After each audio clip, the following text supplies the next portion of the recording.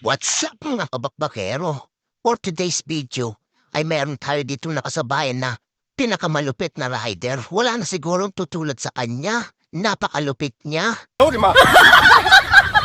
Papasok na nga ako dito mga kabakbakero sa mahiwagang tulay ng RC9 para ihatid pasayero natin doon sa may TC14.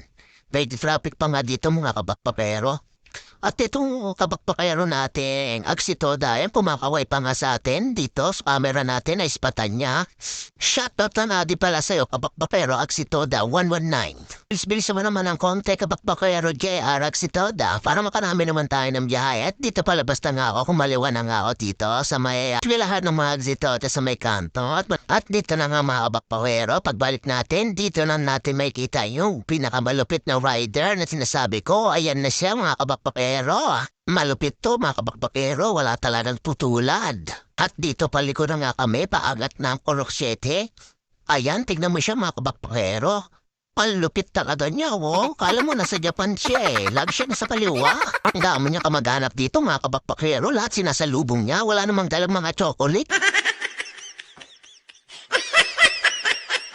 At dito talaga ako napabitaw ng manibela mga kabakbakero para palakpakan lagi siya.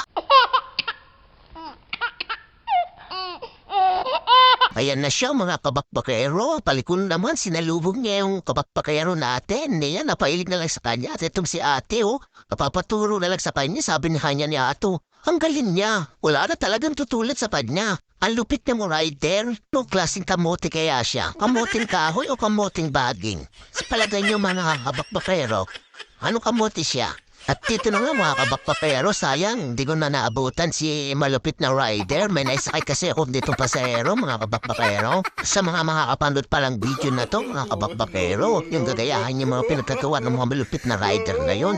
Siya lang ang tanging pwedeng gumawa noon, mga kabakbakero. Wala tayong karapatan doon.